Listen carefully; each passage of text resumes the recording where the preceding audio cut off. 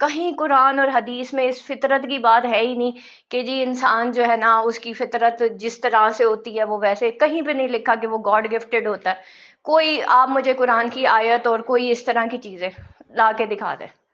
ایک مجھے حدیث اس طرح کی نہیں ملی جو انگریز وہ جو سائیکولوجیکل تھیریز ہمیں بتاتے ہیں چلڈرن کے بارے میں. اور میں تو یہ کہتی ہوں کہ وہ ایسی تھیریز پیش کر رہے ہیں کہ قرآن میں لکھا والدین کو اف تک نہ کہنا، اور جو سائیکولوجسٹ ہیں وہ یہ کہہ رہے ہیں بچوں کو جی اف تک نہ کہیں ماں باپ. ٹھیک ہے،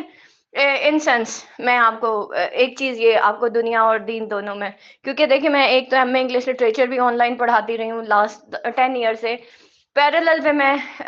عالمہ بھی ہوں، اور قرآن سٹڈیز جو ہے وہ میں نے باقاعدہ بیٹا مسجد میں جا کے سیکھی ہے،